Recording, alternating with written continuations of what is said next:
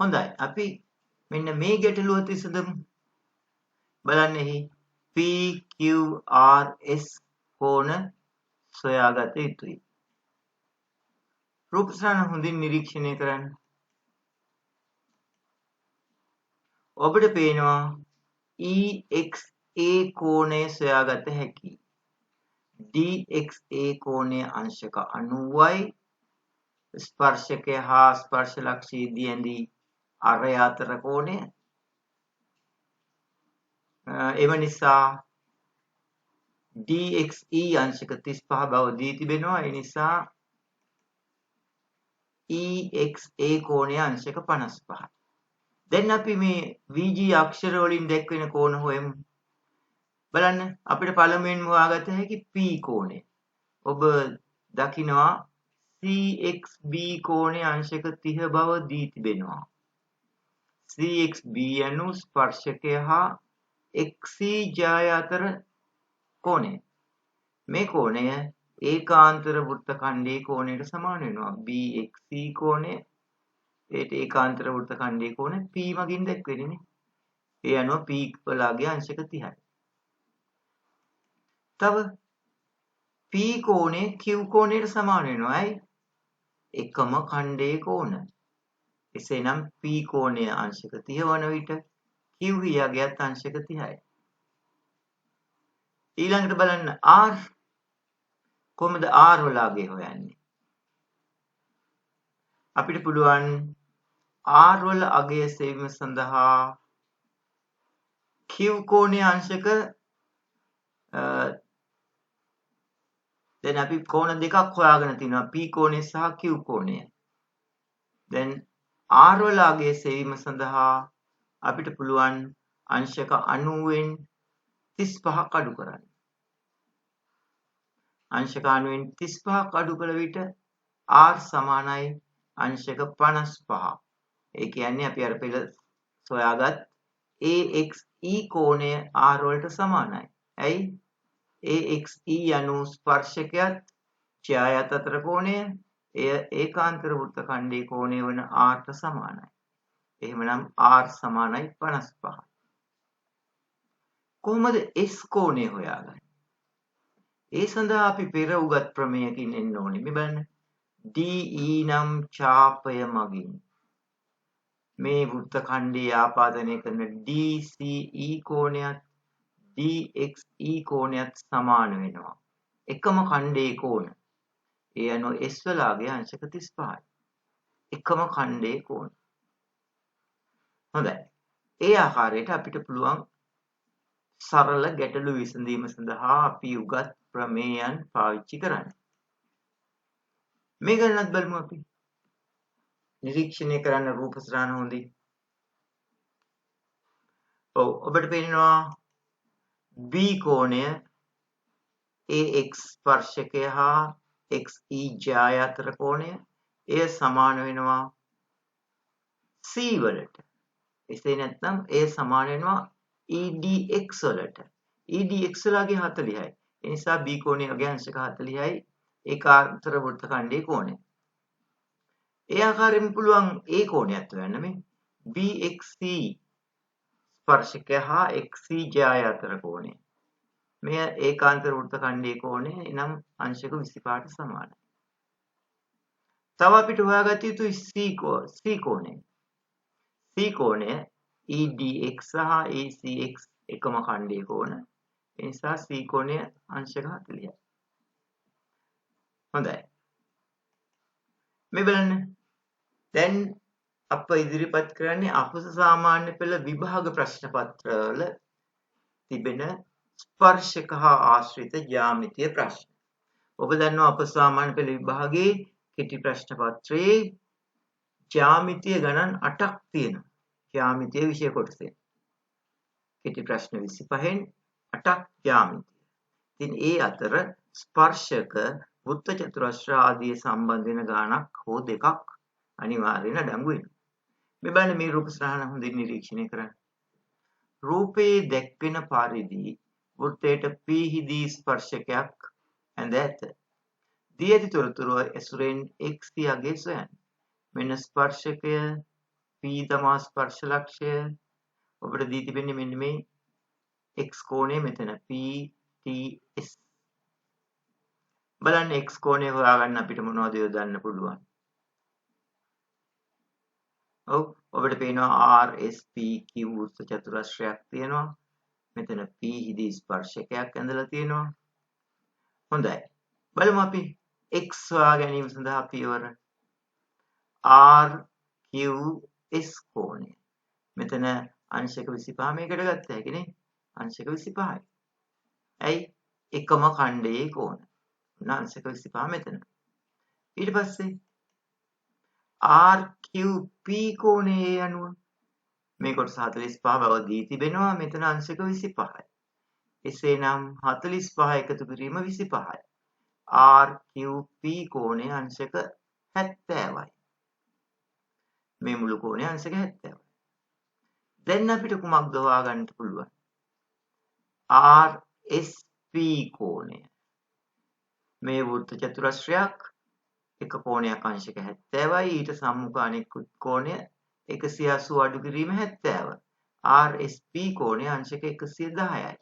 වෘත්ත චතුරස්‍රයක සම්මුඛ කෝණ පරිපූර්ණක වන නිසා. දැන් ඔන්න RSP කෝණය 110යි. ඊගාවට මෙන්න මේ කෝණය ස්පර්ශකයත් ස්පර්ශ ලක්ෂයේදී ඇති ජායත් බලන්න මේ අතට බලන්න ඕනේ. TPS කියලා කියන්නේ ස්පර්ශකයත් ස්පර්ශ ලක්ෂයේදී ඇති PS නම් ජායත් අතර කෝණය.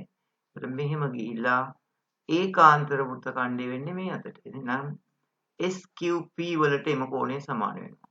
SQP යනු ඒකාන්තර වෘත්ත ඛණ්ඩයේ කෝණය මෙන්න මේ TPS සඳහා. ඒ අනුව අංශක 45ක් වෙනවා TPS කෝණය. ඒ අනුව SPT ලෙස අපි අරන් තියෙන SPT කෝණය අංශක 45ක් වෙනවා. ඒකාන්තර වෘත්ත ඛණ්ඩයේ කෝණය. දැන් අපිට පුළුවන් x හොයන්න. මේ බලන්න. අපි සැලකුවොත් STP ත්‍රිකෝණය x සහ 45 කියන්නේ එහි අභ්‍යන්තර ප්‍රතිවිරුද්ධ කෝණ දෙක. පාදයක් දික්සීම සෑදෙන බාහිර කෝණය 110 සමාන වෙනවා x එකතු කිරීම 45ට. x එකතු කිරීම 45 110යි. එනම් x වලාගේ අංශක 65යි. 110න් 45 කඩු කළ විට. බලන්න අපි උගත් ප්‍රමේය කීපයක්ම මෙතනදී යොදාගත්තා. හොඳයි. අපි තවත් මෙන්නක් බලමු. මේ බලන්න කෙටි ප්‍රශ්න මට්ටමින් ඔබ බෙහි ගිය විට ඔබට ලැබෙනවා ගණිතයේ දෙක ප්‍රශ්න පත්‍රයේ ලකුණු 10 බැගින් හිමි වෙන ජ්‍යාමිතීය ප්‍රශ්න දෙකක්. ඔබ දැන් මේ වෙන විට දැනුවත් වී ඇති ජ්‍යාමිතීය ප්‍රශ්න දෙකෙන් එකක් අනිවාර්යයෙන්ම රචනා ආකාරයේ ප්‍රශ්න. රචනාමය ප්‍රශ්න. ඒ කියන්නේ ව්‍යුහගත නොකර සාමාන්‍ය අනිත් ප්‍රශ්න ව්‍යුහගත කරලා කොටස් වලට වෙන් කරලානේ තියෙන්නේ. ව්‍යුහගත නොකරන ලද රචනාමය ප්‍රශ්නයක් අනිවාර්යයෙන්ම ජ්‍යාමිතියේදී ලැබෙනවා. එහි එක පිළිතුරක් තමයි අහන්නේ. හොඳයි මේ තියෙන්නේ 2017 වසරේ අපසාමාන්‍ය පෙළ විභාගයේ ගණිතයේ දෙක ප්‍රශ්න පත්‍රයේ B කොටසේ ලැබුණ රචනාමය ප්‍රශ්නය ජ්‍යාමිතිය යටතේ. අපි බලමු මේ ගානේ විසඳුම හොයාගන්න. ඔන්න ගාන සහ රූප සටහන හොඳින් අධ්‍යයනය කළ යුතුයි. බලන්න. AB හා C යනු රූපයේදී ඇති වෘත්තය මත පිහිටි ලක්ෂ තුනකි. A B C. CB යනු වෘත්තයේ විස්කම්භයකි. CB විස්කම්භයක්. දික්කල CB රේඛාව සහ A ලක්ෂයේදී වෘත්තයට ඇඳි ස්පර්ශකය A ලක්ෂයේදී ස්පර්ශකයක් අඳිනවා. එය දික්කල CB කැපෙනවා Q හිදී. තවද Q සිට වෘත්තයට ඇඳි අනිත් ස්පර්ශකය. මේ බලන්න Q සිට ඇඳි ස්පර්ශකයක් දැන් QA අනිත් අත පැත්තට ස්පර්ශකයක් ඇඳුත් මේ අතට යනවා. එය දික්කල විට අනෙක් ස්පර්ශකයේ මත E ලක්ෂය පිහිටා ඇත්තේ C CAQE වෘත්ත චතුරස්‍රයක් වන පරිදි CAQE මේ CAQE හරහා වෘත්තයක් ඇඳ නොතිබුණාට කමක් නැහැ. අපි දන්නවා මේ වෘත්ත චතුරස්‍රයක් වන්නේ එහි වෘත්ත චතුරස්‍රයක අඩංගු ලක්ෂණ තියෙනවා නම් වෘත්තයක් ඇඳ තිබීම අවශ්‍යම වන්නේ නැහැ. QACE වෘත්ත චතුරස්‍රයක්. දැන් අපිට කියනවා ACB කෝණය. ACB කෝණය අංශක x ලෙස ගත විට BEC කෝණය BCE කෝණය BCE මෙන්න මේ කෝණය 3x බව පෙන්වන්න. මේක x නම් මේක 3x. බලන්න කොටස් මොකුත් වෙන් කළා නැහැ. අවසාන එක් පිළිතුරක් අහන්නේ. හැබැයි අපි දක්ෂ වෙන්න ඕනි ජ්‍යාමිතික කාරණා අනුව ගොඩනගාගෙන මේ අවසාන පිළිතුර දක්වා යන්න. කොහොමද බලමු අපි මේ ගාන හදන්නේ? මේ බලන්න දීතිපින දත්ත නැවතත් මතක් කරගනිමු. A හිදී ඇඳි ස්පර්ශකයක් තියෙනවා. ඊට පස්සේ මේ පැත්තෙන් තවත් ස්පර්ශකයක් තියෙනවා. QE කියන්නේ වෘත්තයේ ස්පර්ශකයක්. ඊගාවට CAQE වෘත්ත චතුරස්‍රයක්. ඒ කාරණා ටික අපිට යොදා ගන්න පුළුවන්. පළමුවෙන් බලමු CB යන විස්කම්බයක් කියලා දීලා තියෙනවා. CB විස්කම්බයක් නිසා ඔන්න CAB අංශක 90ක් වෙනවා. CAB අංශක 90යි. අපි ඒක ලකුණු කරගනිමු. CAB අංශක 90යි. QAB මෙන්න මේ කෝණය. මේ බලන්න අපි ඉගෙනගත්ත ප්‍රමේයයට කෙලින්ම සම්බන්ධ වෙනවා. මේ තියෙන ස්පර්ශකයේ AQ එහි ඇඳපු ජායක් තමයි AB. then එහෙමනම් ස්පර්ශකයත් ජායත් අතර කෝණය QAB එය සමාන වෙනවා ඒකාන්තර වෘත්ත ඛණ්ඩයේ කෝණයට. QAB සමග Z අකුරක් හදන පැත්තේ තමයි x කෝණය තියෙන්නේ. එහෙමනම් QAB වලගේ x අංශක x. ඊගාවට CAQ මේ මුළු කෝණයම මේ කොටස 90යි මේ කොටස x. එහෙමනම් x එකතු කිරීම 90. CAQ. ඔන්න අපි හොයාගෙන තියෙනවා මේ කෝණය x එකතු කිරීම 90යි. දැන් බලන්න AQC කෝණය අපි සැලකුවොත් මෙන්න මේ ත්‍රිකෝණය AQC ත්‍රිකෝණය සැලකුවොත් එහි කෝණ දෙකක් අපි දන්නවා.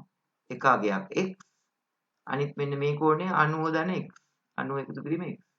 එහෙනම් ඉතිරි කෝණය හොයන්න පුළුවන් 180 න් මේ දෙකේ එකතුවම අඩු කර විට AQC ඉතිරි කෝණය අංශක 180 අඩු කිරීම x එකතු කිරීම 90 එකතු කිරීම x. ඒ අනුව 2x එකතු කිරීම 90. 180 න් 2x ධන 90ක් අඩු වුණාම 180 න් 90 අඩු වුණාම තමයි 90යි. ඍණ 2x එනවා. 90 ඍණ 2x තමයි මෙන්න මෙතන AQB කෝණය. හරි. දැන් අපි ඉගෙනගත්තු ප්‍රමේයයේ සඳහන් වැදගත් දෙයක් යොදාගත හැකියි. ඔබ ඉගෙන ගත්තා දෙවැනි ප්‍රමේය ස්පර්ශක යටතේ අපි කිව්වා බාහිර ලක්ෂයක සිට වෘත්තයකට ස්පර්ශක දෙකක් ඇඳ විට ඒ ස්පර්ශක දෙකේ දිග සමානයි. ඒකම ස්පර්ශක දෙක අතර කෝණය කේන්ද්‍රයත් බාහිර ලක්ෂයත් යා කරන රේඛාවෙන් සමච්ඡේදනය වෙනවා. ඔන්න අපිට ඒ කරුණ යොදා ගන්න පුළුවන් මෙතන. මේ බලන්න AQE කියලා කියන්නේ ස්පර්ශක දෙක අතර කෝණය. CQ කියලා කියන්නේ මේ විස්කම්භයක්නේ. ඒ නිසා බාහිර ලක්ෂයත් කේන්ද්‍රයත් යා වෙනවා. එසේනම් මේ රේඛාව මගින් CQ රේඛාව මගින් AQE කෝණය සමච්ඡේදනය වෙනවා නේද? එසේනම් මේ පැත්ත අංශක 90 ඍණ 2x අනිත් පැත්තේ කෝණයත් 90 ඍණ 2x. අපිට කියන්න පුළුවන් හේතුව විදියට AQC සමානයි CQE ස්පර්ශක අතර කෝණය කේන්ද්‍රයත් බාහිර ලක්ෂයත් යා කරන රේඛාවෙන් සමච්ඡේදනය වෙනවා. දැන් ඔන්න මේ කෝණ දෙකම 90 ඍණ 2x 90 ඍණ 2x. දැන් ඊට පස්සේ නැවතත් අපිට ගත්ත හැකි වෙන්නේ මේ CEQ කෝණය. ඒක අපිට හඳුන්වන්න පුළුවන් මෙහෙම CEQ කෝණය ඒක අපිට කියලා දෙනවා මේක වෘත්ත චතුරස්‍රයක් කියලා. වෘත්ත චතුරස්‍රයක්. මේ කෝණය 90 ධන x. එහෙනම් 180න් 90 ධන x අඩු කරාම මේ සම්මුඛ කෝණය ලැබෙනවා. 180 අඩු කිරීම 90 එකතු කිරීම x. ඒතර 180න් 90 අඩු නම් තව 90යි. මේ බලන්න. AQE අපි පළමු හොයාගමු AQE කෝණය. මේ දෙක එකතු කරලා 90 ඍණ 2x 90 ඍණ 2x දෙක එකතු කරනවා. ඒතර 90 යනවා 180යි ඍණ 2x ඍණ 2x තුනම ඍණ 4යි. AQE කෝණය මෙන්න මේ කෝණය 180 ඍණ 4යි. මේ මුළු කෝණය 180 ඍණ 4යි. දැන් මේ දත්ත ටික අපි ඊළඟ පිටුවට ගත්තොත් අප හොයාගත් දත්ත ටික වුණ රූප සටහනට නැවත දැම්මා. AQE කෝණය 180 අඩු කිරීම 4x බව අපි ලබා ගත්තා. මේ මුළු කෝණය 180 අඩු කිරීම 4x. දැන් අපිට පුළුවන් මෙන්න මේ වෘත්ත චතුරස්‍රයක් බව දී තිබෙනවනේ. මේ වෘත්ත චතුරස්‍රයේ සම්මුඛ කෝණ පරිපූර්ණක වෙනවා. මෙතන එනවා 180 ඍණ 4x. එහෙනම් මෙන්න මේ කෝණය තමයි ඊට සම්මුඛ අනික් කෝණය. ඒකෙන් එක කොටසක් x කියලා දන්නවා අපි. මෙන්න මේ කොටස තමයි දන්නේ නැත්තේ. ACE කෝණය වන්නේ 180න් අඩු කරන්න ඕනේ. මෙන්න මේ 180 ඍණ 4x. නේද? මේ කෝණ දෙක සම්මුඛ කෝණ 180න් අඩු කරනවා. මෙන්න මේ කොටස් දෙක එකතුව 180 ඍණ 4x. ඒ අඩු කළ විට 180 බිඳුව වෙනවා. ඍණයි ගුණ වුණාම ධන 4x. ACE කෝණය 4x. එහෙනම් අපි පිළිතුර කිට්ටුවටම ආවා. මේ මුළු කෝණය 4x. මේ කොටස විතරක් x. එහෙනම් අපේ පිළිතුර BCE වන්නේ 4x වලින් මේ x කෝණය අඩු කරාම 4x අඩු කිරීම x 3x. පිළිතුර අවශ්‍ය වෙන්නේ ඒකනේ. BCE 3x වන බව පෙන්නනවා. බලන්න මේ වගේ ගානක් හදන්න ඔබ ඉතා හොඳින් පුරුදු පුහුණු වෙලා මේ කියලා කාරණා මතක තියාගෙන කොනක ඉඳලා ගොඩ නගාගෙන යන්න ඕනි පිළිතුර ලබන්න පුළුවන් තර්කානුකූල පියවර ටික. මේක නම් නැවත ඔබ මේ වීඩියෝ නැවත නරඹලා නැවත උත්සාහ කළ යුතුයි පිළිතුරු ලබා ගන්න. දැන් මෙහෙමනම් අපි ස්පර්ශක පිළිබඳ ප්‍රමේයයන් හා ඒවා යොදාගත හැකි ආකාර ගැන සලකා බැලුවා.